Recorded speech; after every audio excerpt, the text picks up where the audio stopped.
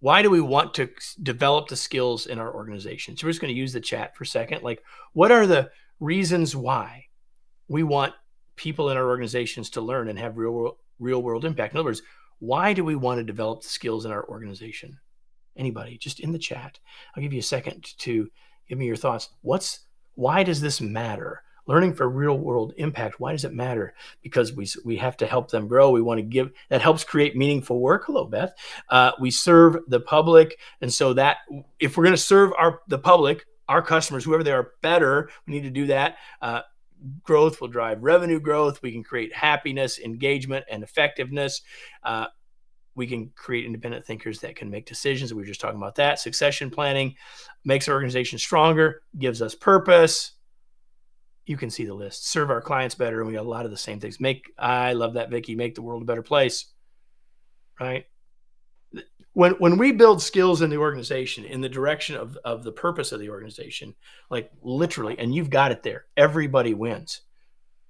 Our constituents, our customers win. The organization wins. We as individual leaders win, and the team wins. So like this is a thing that's hard to argue with the value of it, and yet we don't get it right all that often. And I want to talk about some of that in the next little bit. So here's the first thing I want to say. Notice that I used the word skill development. I didn't use the word training. And yet for the most part, when we think about this idea of developing the skills of our folks, we go to the word training. And here's what I want to say. There's nothing wrong with training. I've been doing training for a long time as a part of our work.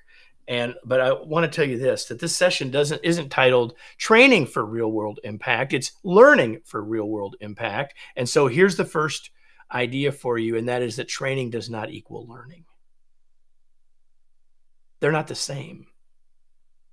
Training is one way that can help us create learning. It is not learning, and yet organizationally, that's often what we think about.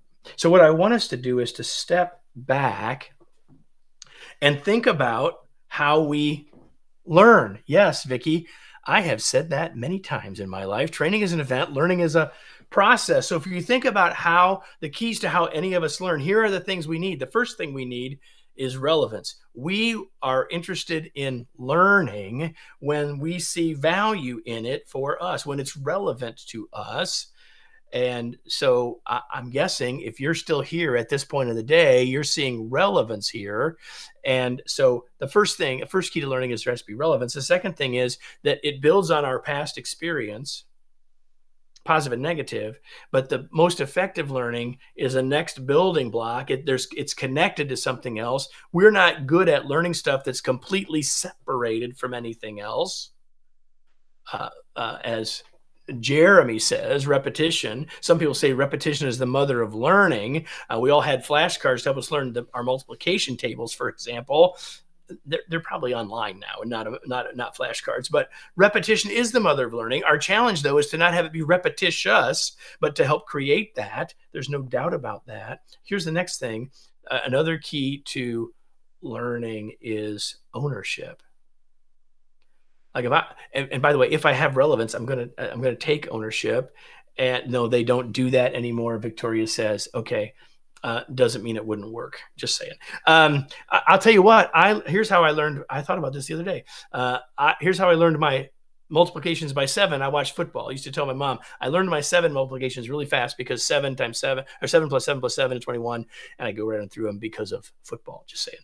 Accountability is ownership. If we're going to be accountable for our learning, it's gratifying and somewhat scary. Other keys to learning: when we have a need we want to meet. When we have a problem we want to solve, which is related when there's relevance, then we're ready to learn. And the last thing is learning is something that we do. We can't make someone learn. Learning is internally motivated. We all know that, right? Okay. So that's some keys to learning. And here's the other thing that some of you have heard me say before, and it's been mentioned throughout the day, is that in order for learning to ultimately have a real world impact, it can't just be about skills, right? We want people to learn a new skill, but we don't just want them to learn the skill, we want them to apply the skill. So, and before they can learn the skill, they have to see that that's relevant, all the stuff I was just talking about, that it's relevant, that it's meaningful, that it matters to them, that it's something that it's worthwhile for them to learn, and that perhaps even that they see that it's valid to learn. So that's the first thing.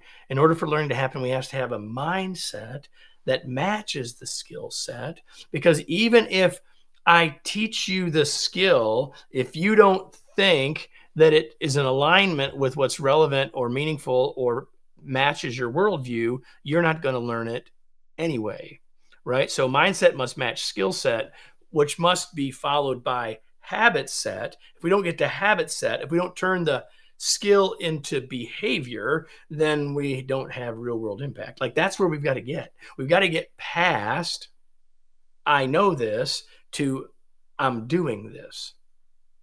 Closing what we often call the knowing doing gap. Mindset, skill set, habit set. So there's a couple of ways that we can think about learning.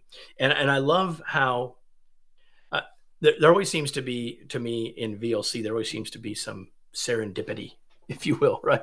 And the serendipity is that so many of the things that I want to talk about now are connected to things that we've heard throughout the day. And one of the things that I want to just mention right now is that there are a variety of ways that we learn. And one of the ways we can learn is in school or in a class, in training, perhaps one to many, maybe even like one to one. But like, there's a knowledge acquisition part. That's a way we can learn. But there's another way that we learn, and that's by practicing. Right?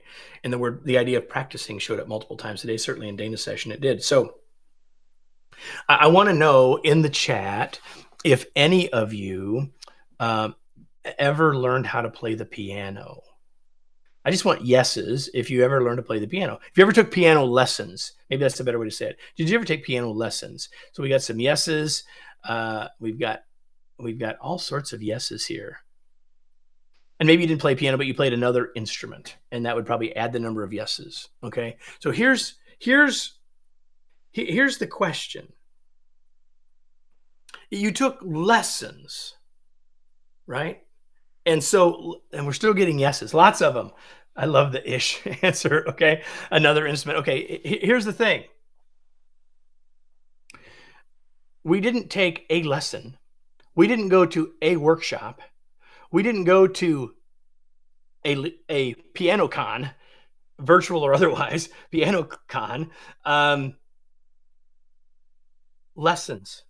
So what do we know about learning to play the piano? We sort of know it's going to take some time. Number one, right?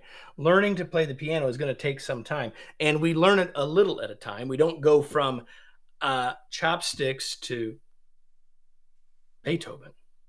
Like, we know that it's going to take time, and that's important. We also know, by the way, that if there's a certain kind of music that we really like, and we have a vision to get to that kind of music, it's going to keep us internally motivated. That's the relevance piece. And we typically learn by starting on easier stuff and moving up from there. When we were talking with Dana, she was talking about practicing in lower risk situations. Certainly that's true. When we learn to play the piano, we have help. We're not doing it alone. We have a piano instructor or coach, and some of us may have learned it in a group, and some of us learned another instrument and we learned those in a group, right? For sure. And the only way we got there, we didn't just go to the weekly lesson. We had to practice. We had to put our fingers on the keyboard. We had to keep doing that. If we didn't keep doing that, we didn't use the skills, we weren't ever going to get there. Like, we intuitively know this, right? If we want to connect learning to work, if we want to connect learning to the real world, there's some things we need to keep in mind. Excuse me. Number one, we got to remember relevance, ownership, and problem solving that we're already talking about, right? So if we want learning to happen in the real world, the first thing we need to create that relevance and understanding and accountability, John, the first thing that we need to do is to have clear expectations. If we're wanting to help others learn, or if we want to be the learner, we need to have a clear picture of what success looks like. And if we don't have that, then relevancy, and there may not be a problem because we feel like we're doing just fine. Like, what do we need to learn if we think we've already got it figured out? If we don't know that there's a gap between our performance, behavior, and results that we have and what we'd like to have or need to have, there's no reason to learn. So for learning to happen at work, there needs to be clear expectations. There needs to be clear understanding of what the gap is in those expectations or not. That when we can help people find and discover things, good things happen. Here's where that comes down to. Where do they see relevance? What's in it for them? How can I help them? How can I get on their side of the piano stool to see why it's valuable, interesting to them? And then it's less likely that they're going to avoid the lessons. It improves the likelihood that they say, hey, I'm ready to take another practice shot. So when we can create discovery learning, that's the moment, the aha moment. That if we can get to that and connect the learning to the work and people to make, and that was happening here in the chat throughout the afternoon. The moments of aha, now I see how this connects for me at work. That's huge. Connecting learning to work requires that we have to be flexible, because it means we have to be willing to get past our habits and our existing auto responses to move forward into what could be different or new. And we have to remember that learning is a process. Training is an event. Learning is a process. So my next question for you, if I can get my slides to move, is what are your organizational learning goals? Right? So that's a question that you have to think about. Is like, what are we trying to accomplish organizationally? And if you want to put your personal hat on, what are my learning goals? In order for us to move forward in creating real world impact, we have to know what those learning goals are, and they're connected to those other things that we were just talking about. Okay. So when we think now about some ways that we can actually create that discovery and that clear set of expectations and all of those things, when we think about how we can connect it to work, we start to think about some things that we all know, we all have experience about how learning is more effective. Number one is we can learn a lot from each other. We can learn from peers. There's power in learning from our peers. There's power in learning together, especially with our peers. And so, one of the things that excites me when I had the chance to deliver a workshop inside of a client organization is that when there are people with whatever level of leaders I'm working with, is that when that group is from across the organization, there's a tremendous amount of power in that learning in terms of how they're learning from each other, because they're realizing that they're not alone. And when we can create the power of peer learning, we can make learning more impactful. When we can engage people, when we find ways to engage people in the learning process, we can make the learning more powerful. When we can create ways for people to interact with the ideas, with the skills, and with each other, we improve the power of the impact we want to make. And certainly we know that coaching can be extremely powerful. The coaching can come from peers. The coaching can come from our supervisor. The coaching can come from someone else in the organization. The coaching could come from someone external. But we all know that one of the most powerful ways we learn skills, that we begin to apply skills, is with the help of a coach or the help of a peer. And then the last one is creating learning paths or ongoing processes to help learning happen. And so what I want you to do is to be thinking about, how am I, or how are we using these things in our work? And if we can do that, man, we're making all the difference in our results ultimately. And so the question might be then, well, okay, if we were going to think about e-learning, which is certainly one of the tools we have at our disposal, because I've already said, let's put training aside for a minute. And all of these things are something that would go on top of or alongside of training. So the question might be, where does e-learning fit into all of this? And I think that it's a useful question worth us thinking about. Let's talk about e-learning itself for a second. Let's think about e-learning and draw the corollary to food. Okay, shall we do that? It's later in the day for many of you, or maybe it's going to be lunchtime, late lunch for some of you. So maybe I'll just make you a little hungrier. So here's the thing: when we think about e-learning as an appetizer, that's a good thing. It's an appetizer. It's bite size. It gives us something to sink our teeth into, but isn't necessarily a full meal. Think about it like it's something on the charcuterie board, right? That the charcuterie board is not a full meal necessarily, uh, but can give us some nourishment, can give us some variety, can be useful to us, and e-learning can be therefore part of a balanced learning meal. Well, how is e-learning not helpful? It's helpful in all those ways. It's not helpful as a meal replacement. Now, in some organizations, I might not be doing my charcuterie board right. Okay. Well, if you've got the charcuterie board that's the size of my desk, perhaps I hear what you're saying, right? Um, Maybe if it's big enough, or there's not too many people, then maybe it's a meal replacement. But ultimately, what we need for our learning to have real impact is that e-learning cannot be, should not be, cannot be the only piece. And to say, hey, we've got some e-learning, we can check the box and we're done. It's not the full meal, and it's not a Chinese takeout menu. And that last one is the one that a lot of people use it as. Hey, we got all this stuff on our LMS. Take whatever you want.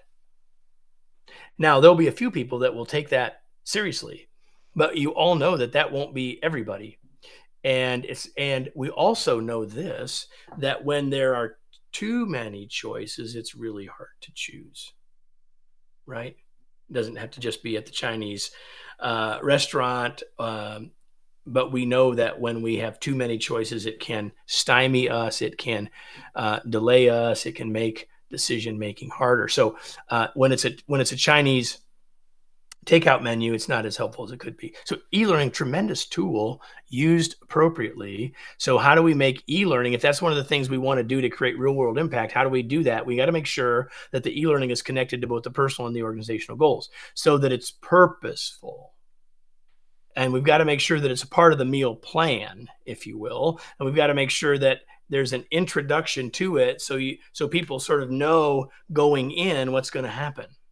It's kind of like the start of this day at VLC. We don't just drop you into the first session. We spend a few minutes to build process. We spend a few minutes to build participation. We spend a few minutes to build culture before we start. And we spend a few minutes to get mindset right before we dive in. Really effective training does the same thing. And if we want to make e-learning work, it's got to be placed into the organizational context in order for it to work successfully. It can be used as an introduction to where we're heading. It can be used to reinforce some training that's been delivered. And so we need to think about why are we using it? And we can use it, even though most people think about e-learning as something that's an individual exercise. Like, I'm taking this e-learning course, but there's no reason that we can't use e-learning in an engaging way. Like, just like you've probably been to a book club. If you've ever been in a book club, we all read the book asynchronously, then we come together and we talk about it, understand it better together after we've read the book. We can do the exact same thing with e-learning. Why not? Most people don't, but why not? It's a way to make it have greater impact, right? So if we want to select e-learning, there's a couple things we need to do. We got to make sure that the e-learning we pick has a cultural match, that it speaks a language that works in our organization, whatever that is, right? That the source of it is credible, and people say, okay, those people delivering this know something that makes sense in our organization, it's relevant, and they seem to know what they're talking about, like, without question, right? It should be curated by the organization so that it matches up with the culture and is credible, and then it's connected to the work of our organization, that we all see it connected and working. And it's connected to everything we're trying to help people learn. It's connected to the expectations of me doing my job more effectively. And when we have these four things, and we think about e-learning in this way, we got a far better chance of it being successful. Okay. So, but there's something else other than e-learning that we could consider, and I'd like you to consider as well. And it's another way to think about ways that we can create the power of peers, build engagement, build interaction, have be connected to coaching and creating learning paths. There's something else that I want to share with you that maybe you've never thought about before, or you haven't thought about in a tangible way. That's another way to help us create learning process, not just event. And it's what we call, or what the world calls, blending learning. Right? Like, are there some learning components? Are there some learning pieces that could be used before training or after training, before people get coaching or after they get coaching? Think about that. If we think about coaching and then there's something that follows it to help people follow up, notice how many of you, for example, are thinking about this day and saying, hey, I want this book as the post to what's happening here. So, how do we blend learning together? By creating the learning process. So we can find things that can be standalone, but we can also create things that are group learning. You can see all this related to better ways to use e-learning, but it wouldn't have to be e-learning. What kinds of digital components could we have that could be the next step for whatever it is in the process, that could be asynchronous, so not everyone has to do it at the same time? We don't have to deal with schedules, and we could create that.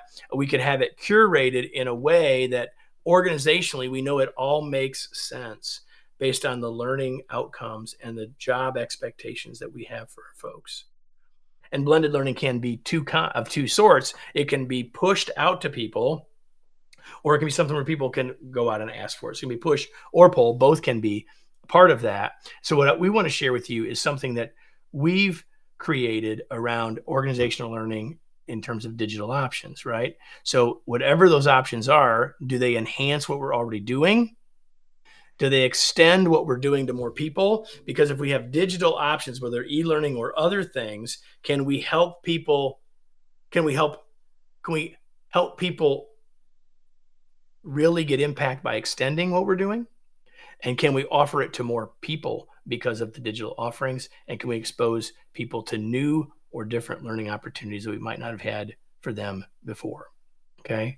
So two kinds of things that we've just talked about, both of which we can offer to you. One is traditional e-learning, created and delivered by our team, housed on your LMS, right? I have this. Yeah, it has articles and job aids to go with it. It has both a video and audio component. It's consistent. So if you go back to credible, curated, and connected, you hook all those things together. And in our case, we have 13 different master classes. And again, you can pull them apart. You don't have to have people take the whole 13. You could have that as a part of an ongoing learning, peer group learning sort of process, any sorts of ways that you could do it. So you can learn more by going to Remarkable Masterclass. And there are the 13 we have. I'm not going to go over them all, but this just shows you the kinds of things that we have. And everything from more productivity related, getting more of the right things done, to leading change, to giving feedback, and more. Creating a culture of accountability, John Titus, that we were talking about earlier. And one to come around becoming a flexible leader. And then we have the ability to build these with you, for you, based on what your needs might be, if there's a good business match for you and us. Okay. But we also have these things called curated learning resources. And curating learning resources have been created by us. Actually, this slide is wrong. It's really by our entire team, not just by me. And these are also housed on your LMS. They are digital learning nuggets, if you will. And they give us a variety of ways to learn stuff. More on this on the next page. And in this case, we have 8 learning areas. We can use all of the pieces. You can use all the pieces or some of the pieces. And here's what this looks like. Again, 8 areas here. And what's available here in terms of the variety, I'm going to go back here in terms of the variety, and you can see the list of where they are, of all that list below. Marissa's got it down there.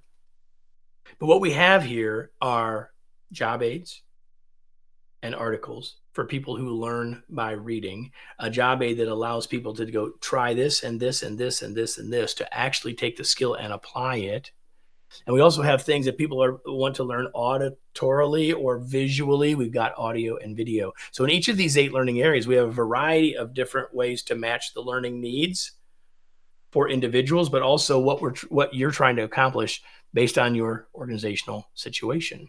So when you think about this organizationally, whether you're thinking about traditional e-learning, more traditional e-learning, like a masterclass sort of a model, or whether you're thinking about, hey, we just want some digital stuff that's curated that we know comes from a credible place that we can use to help us to support our learning processes. When we think about building any kind of training or learning stuff, we basically got 5 ways we can do it. We can say we're going to build it ourselves. And if you're going to build it yourselves, then none of what I've just shared matters. Or we're just going to go buy something, in which case you could come buy those things from us, those components from us.